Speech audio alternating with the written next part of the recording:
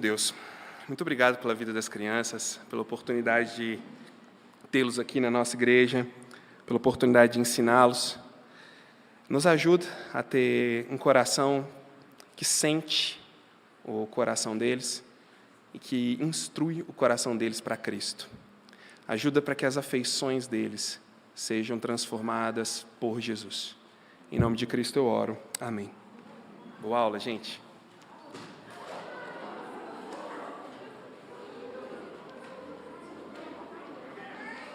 Ih, vem cá, é pra cá, ó.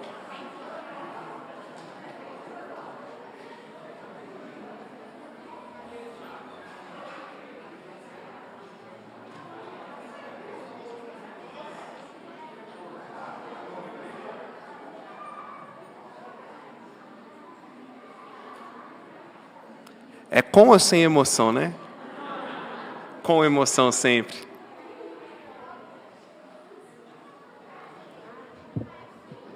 Mas uma coisa eu percebi, gente, o Thiago está com um bom reflexo, não está?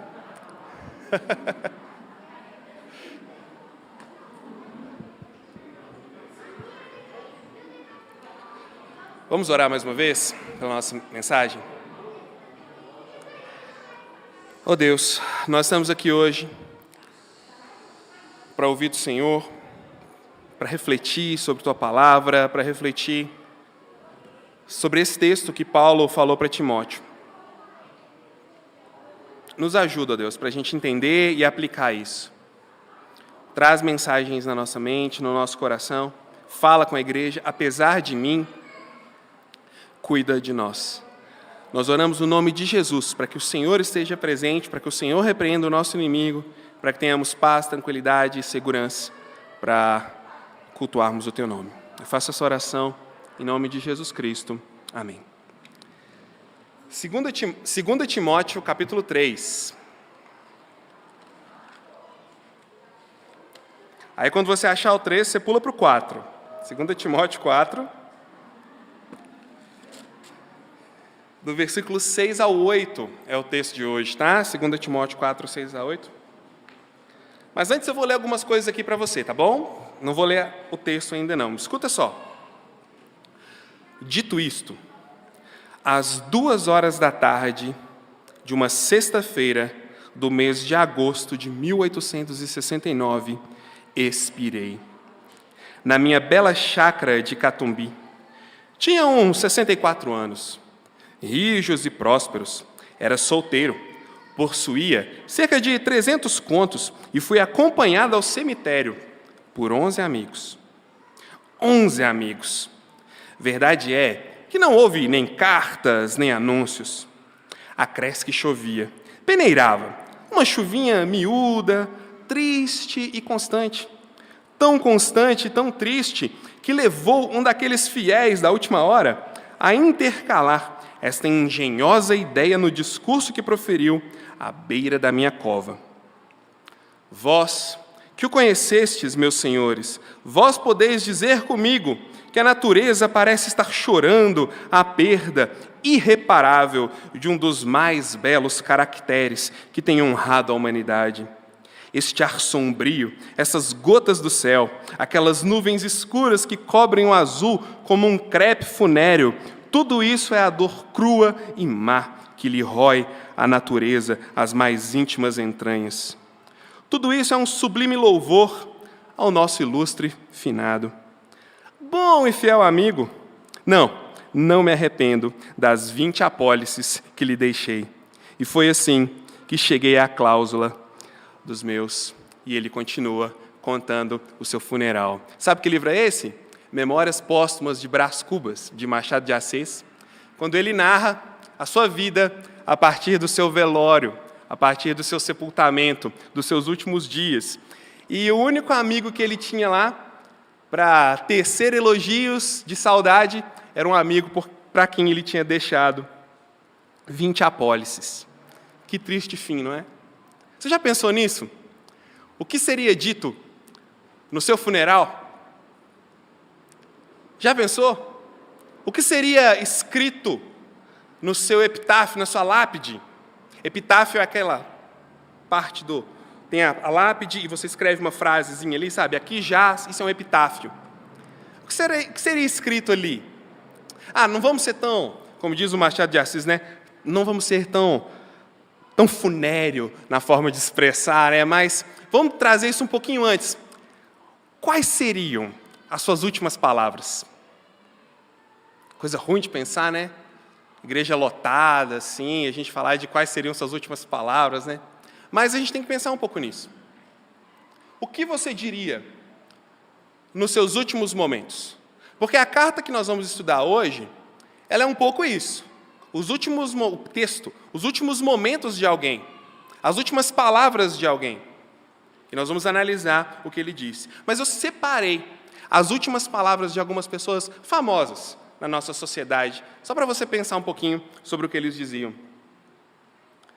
Dinheiro não pode comprar a vida, disse Bob Marley antes de morrer com câncer de pele.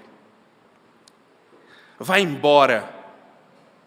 Últimas palavras são para tolos que nunca disseram o suficiente, disse Karl Marx. Falou demais até, né? Deem-me café, quero escrever. Olavo Bilac, antes de morrer. Saio da vida para entrar na história, disse Getúlio Vargas, antes de dar um tiro no próprio coração no dia 24 de agosto, quando ele suicidou-se. Essa é a mais paradoxal. Eu ofendi Deus e a humanidade, porque o meu trabalho não alcançou a qualidade que deveria ter. Leonardo da Vinci. O gosto da morte está sobre meus lábios. Eu sinto um gosto que não é dessa terra, Mozart. E por fim, o mais importante, Pai, perdoa-lhes. Eles não sabem o que fazem. Está consumado. Últimas palavras trazem peso. Últimas palavras trazem arrependimentos. Algumas trazem arrogâncias. Outras enfatizam o ego. Outras gratidão. O que será que as últimas palavras de Paulo trouxeram para Timóteo? Vamos ler o que ele disse para Timóteo? 2 Timóteo 4, do versículo 6 ao 8. Quanto a mim, já estou sendo oferecido por libação, e o tempo da minha partida chegou. Combati o bom combate, completei a carreira, guardei a fé. Desde agora me está guardada a coroa da justiça, que o Senhor, reto juiz, me dará naquele dia, e não somente a mim, mas a todos os que amam a sua vinda. Nesse momento, Paulo já sabia do seu martírio iminente. Ele vem crescendo num clímax de avisos para Timóteo, mas agora ele sabia que já estava perto.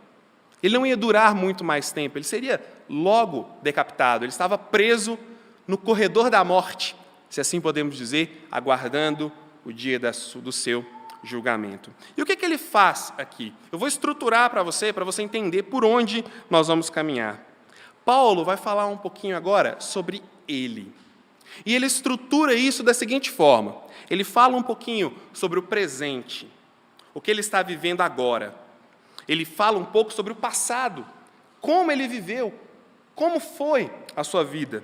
E ele fala também sobre o futuro, sobre como será, sobre a expectativa, sobre a esperança dele naquilo que vem. E disso nós tiramos algumas lições práticas para a nossa vida, que foram práticas antes para Timóteo, mas que vão se tornar práticas também para nós. E aí eu vou explicar para vocês esse texto, vou passar por alguns versículos e nós vamos chegar ao final entendendo o que isso tem a ver com a nossa igreja. O que as últimas palavras de um cara que morreu 2000 anos atrás têm a ver para mim, que vivo aqui nesse mundo simples, fácil e tranquilo, né? Que a gente vive. Enfim, vamos lá. Olha que coisa interessante, porque ele começa dizendo, quanto a mim. E isso é uma quebra no texto dele, porque, olha só, no capítulo 1, versículo 8, 1, versículo 13, 1, versículo 15, 2, 1, 2, 3, 2, 8, 2, 15, 14, 2, 16, 2, 22, 3, 1, 3, 10, 3, 14 e 4, 2. Ele fala, você. Tu, Timóteo, faz alguma coisa. Ele está falando para Timóteo o tempo todo. Tu, porém, mas você. Então agora vai lá e faz, vai lá e seja. Mas aqui ele muda. E ele diz, quanto a mim. Timóteo, é o seguinte. Você faça isso, isso e isso. Nós vimos a semana passada e o resumo é, pregue a palavra. Você prega a palavra, porque a minha hora está chegando. É isso que ele está dizendo. Timóteo, você tem uma responsabilidade. Você já entendeu a sua responsabilidade, porque a minha hora já chegou. E ele disse para Timóteo assim, eu estou sendo oferecido por libação, e o tempo da minha partida chegou. Essa palavra libação, ela significa uma oferta líquida.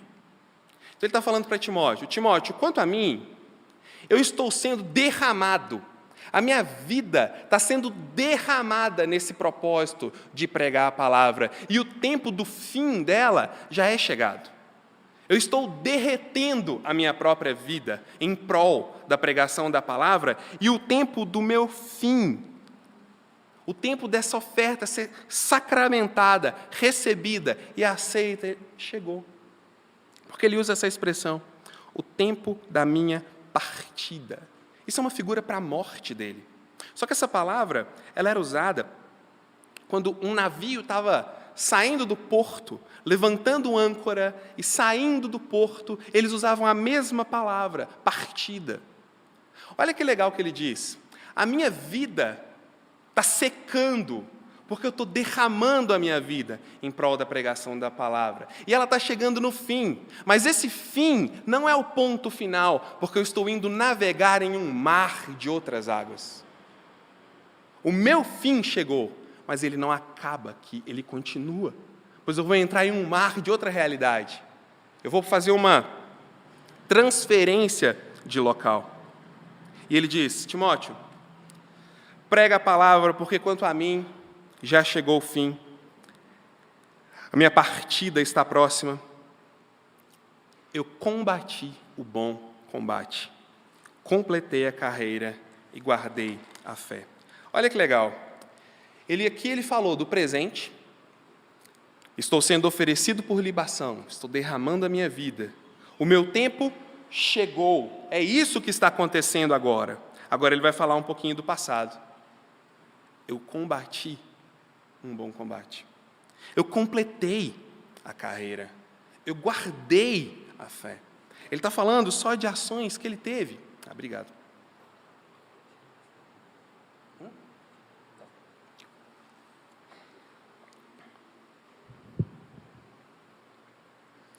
Ele está dizendo para Timóteo, a minha hora chegou, mas eu cumpri algumas coisas que eu tinha que ter cumprido antes.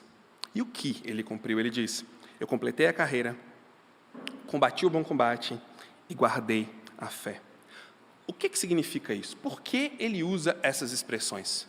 Porque ele traz para a gente a figura de um combate, de uma corrida, de guardar a fé. São palavras interessantes que ele usa, porque lembra que ele disse lá no capítulo 2, o bom soldado de Cristo não se envolve em negócios dessa vida, mas o seu desejo é satisfazer aquele que o arregimentou, que o convocou. O foco dele é agradar aquele que o comanda. E aqui ele volta com essa figura do soldado. Por que ele usa isso? Porque a vida cristã é uma luta.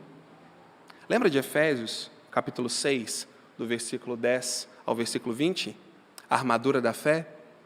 Vamos lá, Efésios 6, do versículo 10 ao versículo 20.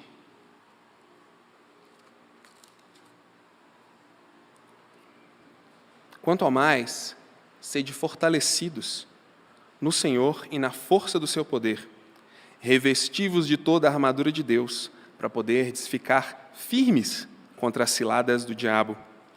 Porque a nossa luta não é contra sangue e carne, sim contra os principados e potestades, contra os dominadores desse mundo tenebroso, contra as forças espirituais do mal nas regiões celestes. Portanto, tomai toda a armadura de Deus, para que possais resistir no dia mal, e depois de ter desvencido tudo, permanecer inabaláveis. Estai, pois, firmes, cingindo-vos com a verdade, e vestindo-vos da couraça da justiça, calçai os pés com a preparação do evangelho da paz, embraçando sempre o escudo da fé, com o qual podereis apagar os dardos inflamados do maligno. Tomai também o capacete da salvação e a espada do Espírito, que é a palavra de Deus, com toda oração e súplica, orando em todo o tempo no Espírito, e para isso vigiando com toda perseverança e súplica por todos os santos, e também por mim, para que me seja dada, no abrir da minha boca, a palavra, para com intrepidez fazer conhecido o mistério do Evangelho, pelo qual sou embaixador em cadeias, para que em Cristo eu seja usado para falar como me cumpre fazê-lo. Por que esse texto é importante para nós? Porque esse texto também foi dito para a igreja em Éfeso. E Timóteo estava lá em Éfeso. Então, quando ele diz, eu combati o bom combate, eu completei a carreira, ele está lembrando eles de algo que ele já tinha falado. Eu experimentei o que eu falei com vocês. Eu vivi essa luta, eu vivi esse combate. Eu fui além. Eu não só falei para vocês, mas eu estou aqui, preso, como uma testemunha viva de que eu experimentei isso. Quando ele fala bom combate, o que é isso? É uma luta boa? É uma briga boa? O que significa? O combate ideal. Sabe qual é o combate ideal? Numa perspectiva de vida cristã? É quando o combatente é fiel. Não é quando o combatente é forte, quando o combatente é ágil, quando ele é inteligente, quando ele sabe mais do que todo mundo. Não. É quando ele é fiel. Esse é o bom combate. Quando ele diz, eu combati o bom combate, ele diz, eu encarei a realidade da vida real, da vida cristã, sendo fiel a Cristo. Ah, mas ele está sendo arrogante, nossa, ele está se gabando. Gente, a essa altura do campeonato, no corredor da morte, com todas as experiências que ele teve, acho que ele não tem muito espaço para se gabar. Ele está focado em transmitir uma mensagem com intensidade, para que alguém continue o que ele estava fazendo, porque ele sabia, o tempo dele já tinha acabado. Mas ele continua, ó, combati o bom combate, combati a boa luta, a luta com a finalidade de permanecer fiel, e completei a carreira. Lembra de Hebreus, capítulo 12, versículo 1 e 2? Vamos lá, Hebreus, capítulo 12, 1 e 2. Essa ideia de completar a carreira tem a ver com esse texto. Hebreus, capítulo 12, versículo 1 e 2. Portanto, também nós, visto que temos a rodear-nos tão grande nuvem de testemunhas, desembaraçando-nos de todo o peso e do pecado que tenazmente nos assedia, corramos com perseverança a carreira, mesma palavra, a carreira, a corrida que nos está proposta. Como? Olhando firmemente para o autor e consumador da fé. Quem? Jesus, que fez o quê? O qual, em troca da alegria que lhe estava proposta, suportou a cruz, não fazendo caso da humilhação, ou vergonha, ou ignomínia, e está assentado à destra do trono de Deus. Considerai, pois, versículo 3, atentamente aquele que suportou tamanha oposição dos pecadores contra si mesmo, para que não vos fatigueis, desmaiando em vossas almas. Quando ele diz, completei a carreira, essa ideia de completar é de ter trilhado cada centímetro do caminho, do jeito que ele precisava ter sido trilhado. Então ele está dizendo que ele viveu a vida dele sem nenhum pecado, ele viveu a vida dele perfeita, ele era um super crente, que nunca vacilava, que nunca cometia nenhum erro. É isso que ele está falando? Não.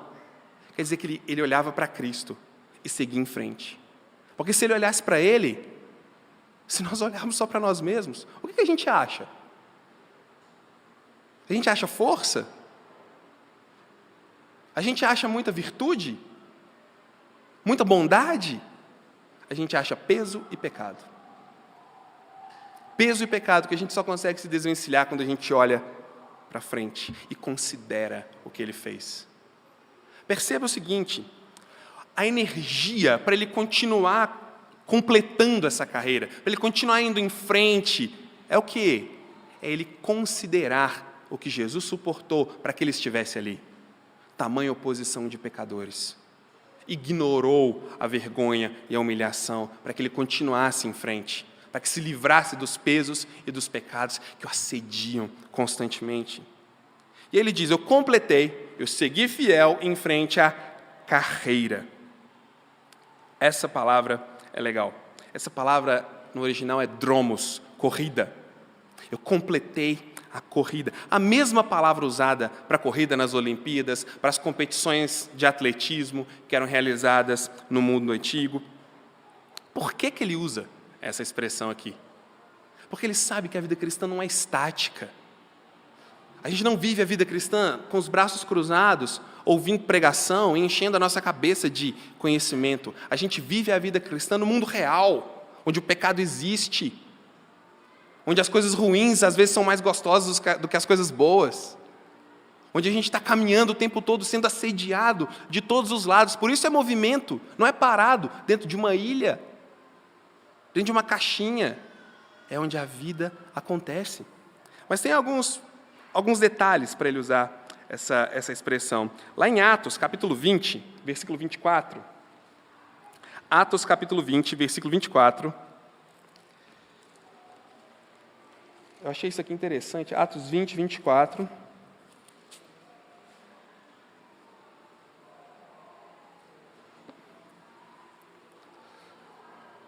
Olha só o que ele fala.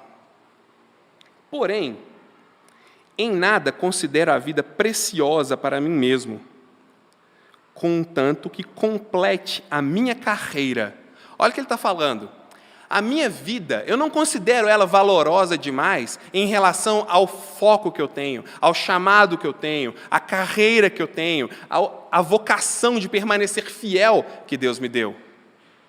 Tudo isso ficou pequeno perto do meu intuito de completar a minha carreira, corrida, dromos. Porém, em nada considero a vida preciosa, desde que complete a minha carreira. Sabe para quem que ele estava falando isso aqui? Para os anciãos de Éfeso. O mesmo local onde agora Timóteo o substitui. Onde Timóteo precisa levar adiante. Então é como se ele chegasse para Timóteo, diante daquelas pessoas que um dia ouviram ele, e dissesse, eu completei, eu estou aqui. Eu cheguei aqui. Lembra quando eu falei com vocês lá atrás? Então, eu completei essa carreira, eu completei essa corrida, eu guardei a fé. Essa ideia de guardar tem a ver com fidelidade. Mais uma vez, o próprio Paulo fala em Coríntios, o que se requer do dispenseiro é que ele seja encontrado fiel, que ele saiba guardar o depósito da fé com fidelidade. E ele diz, eu completei a corrida, eu cheguei lá, e eu guardei a fé. Mateus, capítulo 28, versículo 20. Abre sua Bíblia aí, Mateus 28, 20.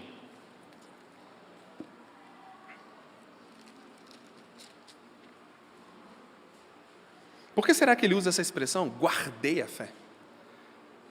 Olha o que Jesus diz. Ide, portanto, fazer discípulos de todas as nações, batizando-os em nome do Pai, do Filho e do Espírito Santo, ensinando-os o quê? Guardar. Ensinando-os a ser fiéis, a tratar como caro, como precioso, como valoroso o ensinamento que vocês receberam. Aqui ele fala ensino, né? A guardar todas as coisas que vos tenho ordenado. E ele fala a mesma coisa lá em Timóteo, porque ele diz, guardei a fé, permaneci fiel no quê? No sistema doutrinário do Evangelho. Permaneci fiel naquilo que eu recebi de Jesus Cristo, que ele já falou várias vezes nesse texto, que Deus se movimentou na nossa direção por amor aos seus próprios decretos e por amor a nós. É isso que ele permaneceu fiel. Ele não mudou isso para agradar ninguém. Ele não mudou isso para ter maior adesão de seguidores. Ele foi fiel àquilo que Jesus Cristo falou. E agora ele está diante das pessoas que o ouviram prometer ser fiel. testificando que ele cumpriu a sua promessa. Completei a carreira, guardei a fé, o evangelho. É o sistema do evangelho, fé. Não é guardar a fé de ter uma fé muito forte, igual a gente às vezes ouve, né? Você tem que ter uma fé forte, forte, forte, forte. Se a sua fé for forte, as coisas vão acontecer. Não é por aí. Ele está dizendo o evangelho, o sistema que revela o pecado do homem, a incapacidade do homem de alcançar Deus e a ação do homem de se mover na direção, a ação de Deus de se mover na direção do homem. Essa é a fé que ele guardou. E aí ele continua, falando agora sobre futuro.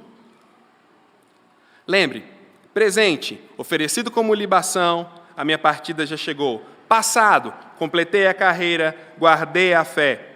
Futuro, finalmente, já tenho algo depositado na minha conta. E o que é? Desde agora, essa é a palavra. Finalmente, já está lá, já está reservado para mim. Desde agora me está guardada a coroa da justiça, que o Senhor, reto juiz, me dará naquele dia. Agora ele vai falar, e o que me espera? Olha só, por que essa motivação para Timóteo é importante? Alguns versículos atrás, se você está acompanhando a nossa série, se não, você pode acessar no nosso canal no YouTube e assistir. O que ele mostra para Timóteo? Timóteo, é o seguinte, você vai ter muita oposição, os homens serão arrogantes, e dá uma lista de coisas que o ser humano vai ser, não vão querer ouvir a palavra, vão sentir coceira nos ouvidos para ouvir qualquer coisa, menos o Evangelho, vão se rebelar contra o Evangelho, provavelmente vai acontecer com você a mesma coisa que está acontecendo comigo. Segue em frente. Imagina. Vai em frente que vai dar tudo errado, viu? É quase que dizer isso. Ele tinha que dar uma motivada nele. Ele tinha que mostrar para ele que existia algo além do privilégio de ser fiel e de pregar. E ele diz, porque já está lá. Não é algo que vai ser ainda, que eu vou chegar lá no céu, como a gente aprendeu nos desenhos, né? Eu vou chegar lá no céu, aí Deus vai pôr no meu balanço o que eu fiz de bom, o que eu fiz de ruim, e aí vai ver se dá ou não dá. Não existe isso. Já está lá depositado porque Cristo depositou. Já está lá depositado, igual a gente falou hoje de manhã, porque a justiça de Deus já foi colocada em nós por meio de Jesus Cristo. E por isso ele fala, desde agora me está guardada a coroa da justiça. Essa palavrinha para coroa, ele faz uma ligação com o prêmio dado para os atletas que ganhavam as Olimpíadas. Que era o quê? Era uma coroa feita de louros que supostamente teriam sido plantados por Hércules. Então, se ele ganhasse, se ele fosse bom, ele ia ganhar uma coroa com louros que Hércules plantou. Aí Paulo fala assim, lá em Coríntios, né? O atleta corre para alcançar uma coroa corruptível. Botar 2 galinhos de louro atrás da orelha só porque Hércules plantou. Será que é só isso? Pensa bem. O pessoal de antigamente, ao que tudo indica, tinha uma mente bem mais criativa e avançada do que a nossa. Você acha que eles iam dar um duro danado para receber 2 galinhos de louro, que assim, cá entre nós, eles sabiam que Hércules não tinha plantado, né? Você acha que é isso? Não, não é isso. Sabe o que o ganhador dos jogos realmente ganhava? Ele ganhava uma coroa plantada por Hércules, né? Os louros. Ele ganhava 500 dracmas e ele era sustentado pelo Estado pelo resto da vida dele. Não é só uma coroinha de louros. Quando Paulo fala o seguinte, desde agora está guardada a coroa da justiça, ele está dizendo, Deus já reservou para mim tudo que eu preciso. Deus já reservou para mim, na completude da sua graça, tudo o que é necessário para que eu tenha uma vida plena, para que a minha existência seja abundante, eu já tenho. E é o quê? Essa coroa da justiça. A gente poderia dizer que justiça aqui, a gente poderia falar assim, a coroa da justiça é a justiça de Jesus, porque Jesus, a justiça dele é imputada em nós quando nós somos convertidos. Sim, se a gente estivesse falando de salvação, seria isso. Mas nesse caso aqui, essa ideia de coroa da justiça é uma coroa pelo comportamento correto. Uma coroa pelo procedimento correto. É o que a palavra significa. Então Paulo está dizendo, Desde agora, eu tenho reservado com Deus tudo que eu preciso, porque eu tenho caminhado em fidelidade. Não é errado, pecado a gente falar isso, porque Ele não está dizendo, agora eu tenho a minha salvação porque eu fui fiel. Não. Isso Ele deixa claro que não pode acontecer, porque a salvação não é por obras para que ninguém se glorie, é pelo movimento exclusivo de Deus para o homem. Mas quanto à vida cristã, Paulo está dizendo, a minha fidelidade não foi em vão. Timóteo, a gente sofre isso tudo, cara, a gente pena igual cachorro aqui, mas não é em vão não, porque Deus já reservou para nós tudo o que a gente precisa, tudo que é necessário, Ele já reservou cuidado para mim, Ele já reservou bênçãos para mim. 1 Coríntios capítulo 15, no último versículo, Paulo fala uma coisa interessante, ele fala assim, porque no Senhor o nosso trabalho não é vão.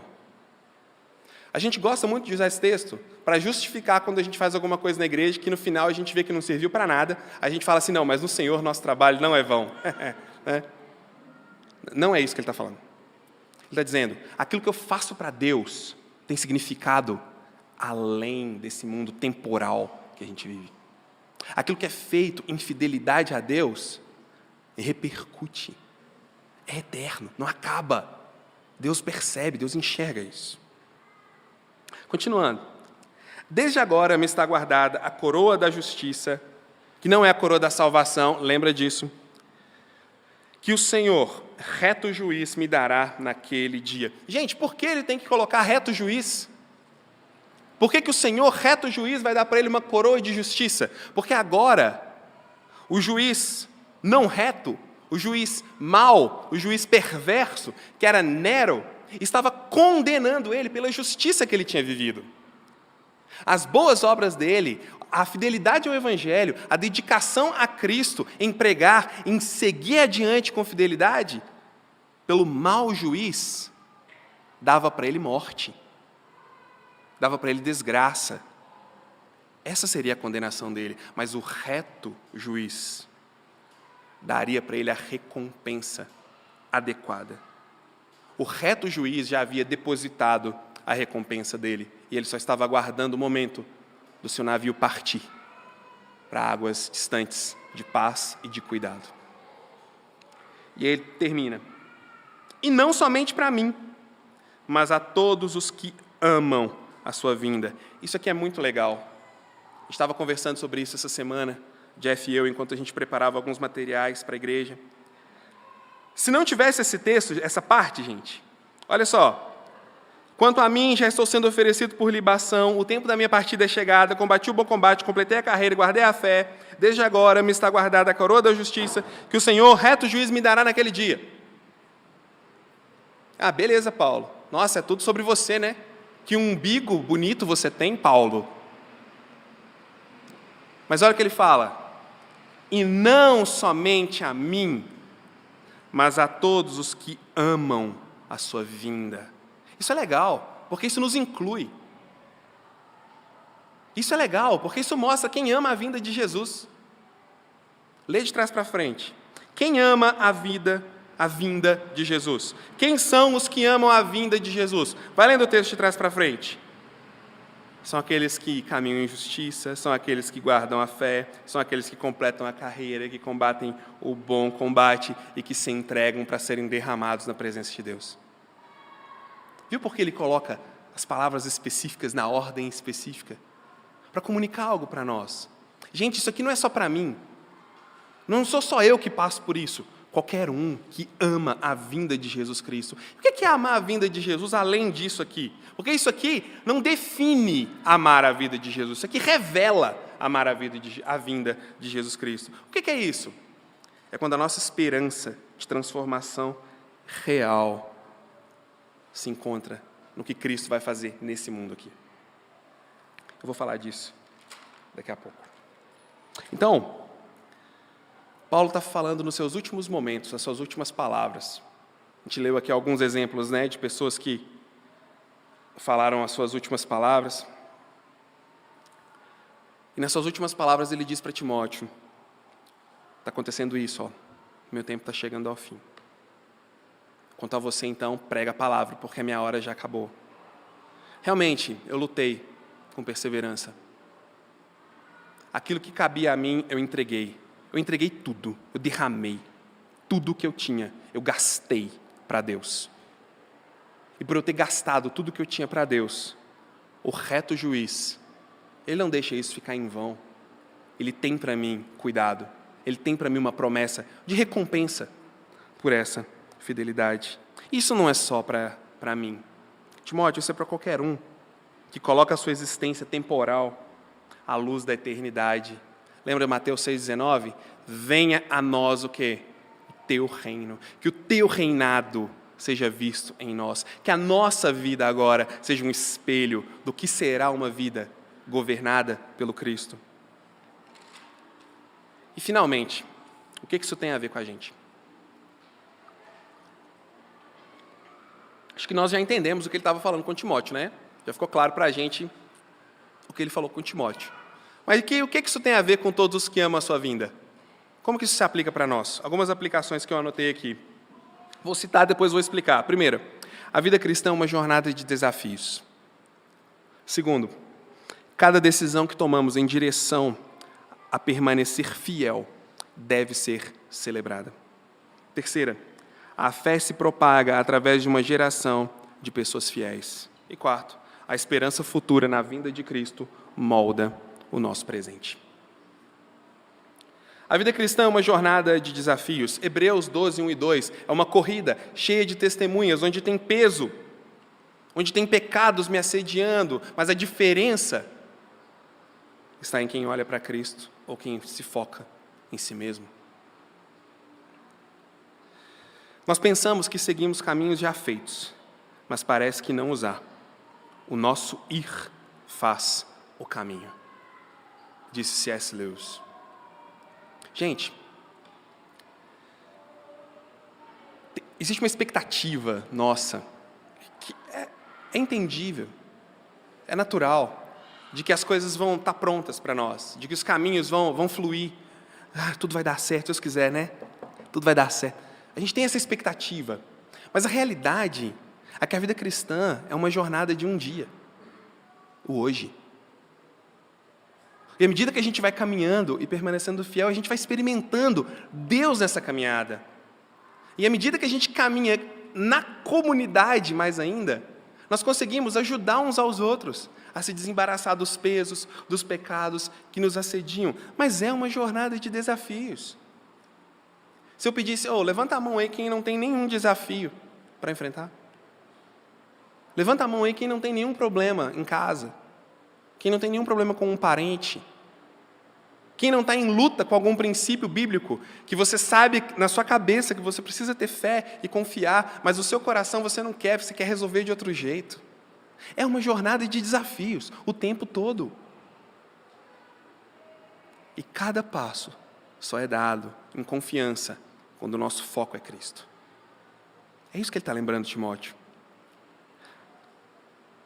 Não há caminhos prontos. O nosso ir, com o foco correto, faz o caminho. Cada decisão que tomamos em direção a permanecer fiel deve ser celebrada. Alguns vão dizer, Paulo é um arrogante. Não. Ele está celebrando os passos que ele conseguiu dar pela graça de Deus. Gente, o cara foi apedrejado, morto, jogado no lixão da cidade. Levantou e voltou para o meio da cidade de novo. Tomou surra com vara várias vezes. Foi naufragado, em naufrágio outras várias vezes. Uma cobra mordeu a mão dele. Quase morreu, mas Deus curou ele. Ele está olhando para trás e falando, gente, olha só, depois de tanto problema eu cheguei até aqui. Isso é um milagre. Eu completei a carreira, isso é um milagre, quem diria? Ou você acha que ele não tinha noites de conflito? Que ele não tinha dias de dúvida? Dias em que ele não sabia o que era certo e o que era errado? A gente vai ver em breve, continuando nessa série. Ele teve uma briga feia com Barnabé, porque ele não confiava em João Marcos. Você acha que ele acertou sempre? Por isso ele está celebrando. Pensa nas vezes em que celebrar uma vitória para Deus pareceu impossível para você. Não mente para você mesmo. A gente sabe que isso acontece. Mas a gente está aqui, não está? Cada vez que você faz uma opção, está transformando sua essência em alguma coisa um pouco diferente do que era antes. Também C.S. Lewis disse. Salmo 126, versículo 6 diz: quem sai chorando, pelejando, enquanto semeia, vai voltar feliz trazendo seus feixes. Cada vitória precisa ser celebrada. Às vezes, para nós, uma vitória é conseguir orar antes de uma refeição. É conseguir ter um coração de gratidão. Nossa, que legal, eu consegui ser grato a Deus pela minha comida. Celebre. É uma caminhada, é um processo.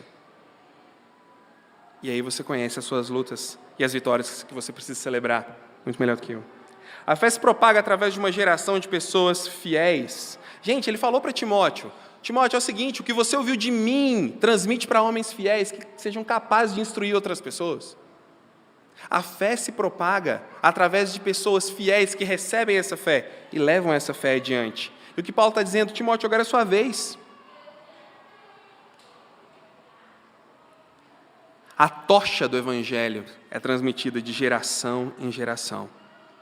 Ao morrerem os líderes da geração anterior, é da maior importância e urgência que se levantem novos líderes e com coragem tomem seus lugares.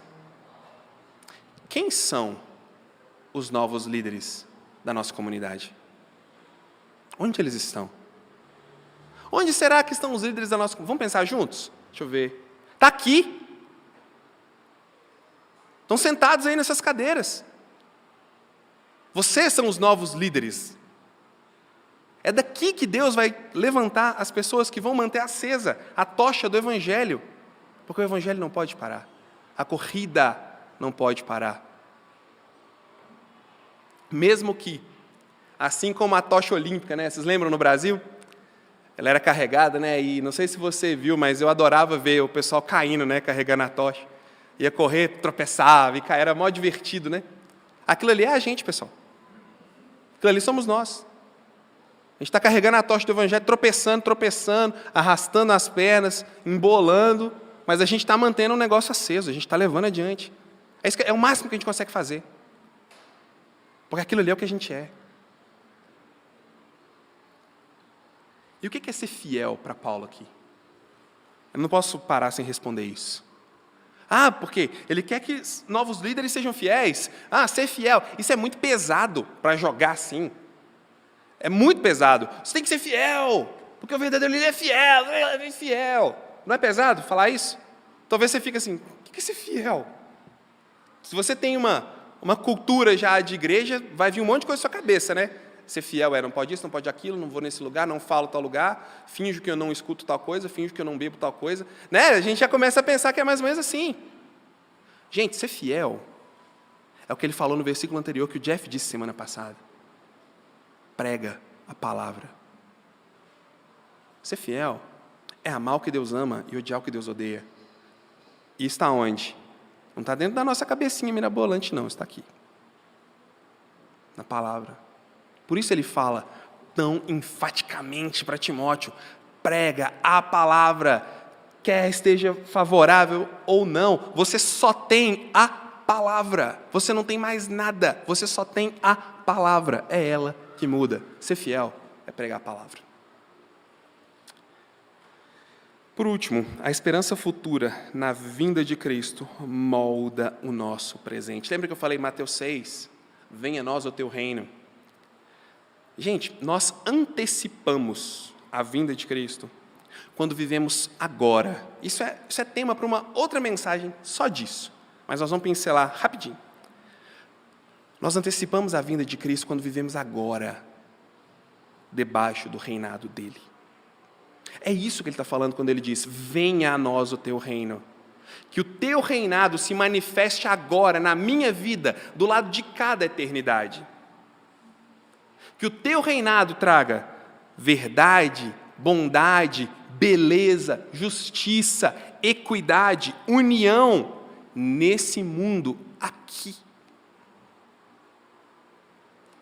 Isaías capítulo 60, lê em casa depois, Isaías capítulo 60. Mas porque eu vou ler só do 18 ao 21. Lê depois, porque lá fala um pouquinho sobre a expectativa de transformação. Isaías 60, do 18 ao 21. Depois você lê o capítulo todo. Domingo que vem, quando você for pegar a sua Bíblia de novo para vir para a igreja, brincadeira. Lê o capítulo 60, do versículo 18 ao 21, tá bom? Brincadeira, gente. Nunca mais se ouvirá de violência na tua terra de desolação ou ruínas, nos teus limites, mas aos teus muros chamarás salvação e às tuas portas louvor. Nunca mais te servirá o sol para a luz do dia, nem com o resplendor a lua te iluminará, mas o Senhor será a tua luz perpétua e o teu Deus a tua glória. Nunca mais se porá o teu sol, nem a tua lua minguará, porque o Senhor será a tua luz perpetuamente, e os dias do teu luto findarão. Todos do teu povo serão justos para sempre, herdarão a terra, serão renovos para mim plantados, obra das minhas mãos, para que eu seja glorificado. O menor virá a ser 1000, e o mínimo uma nação forte. Eu, Senhor, a seu tempo farei isso prontamente. Agora vai para Isaías. Isaías não, Apocalipse.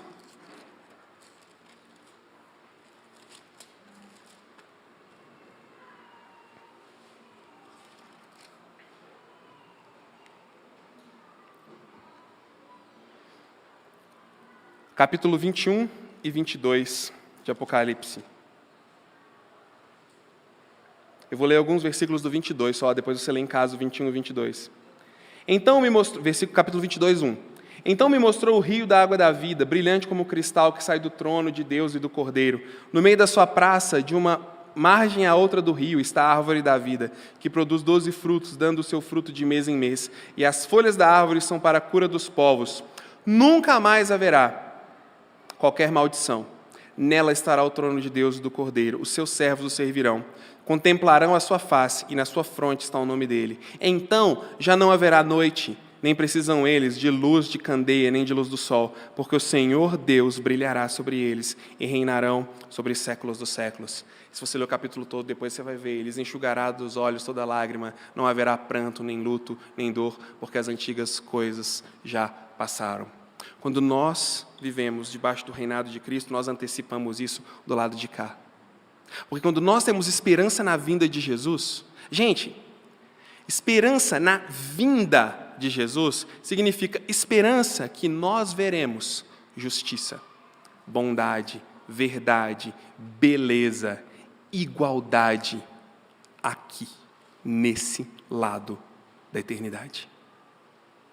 Isso parece impossível para você, não parece?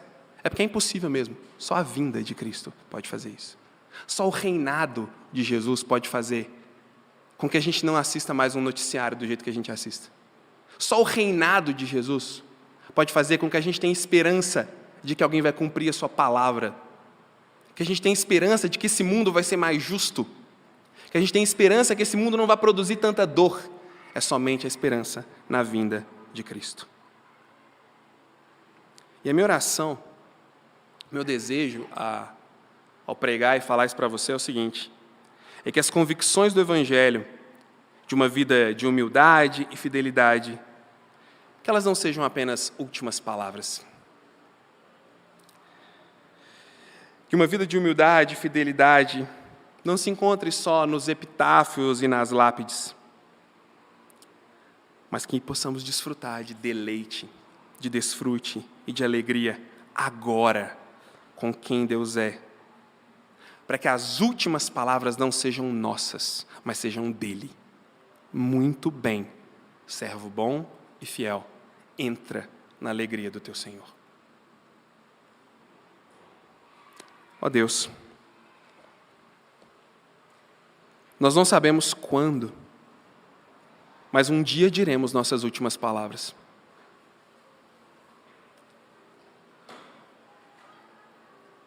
O que eu te peço, que por meio da tua graça e misericórdia, o Senhor nos capacite, para que essas últimas palavras possam refletir uma vida de fidelidade, de entrega, de graça, e elas possam entrar em unidade com a tua voz sobre nós.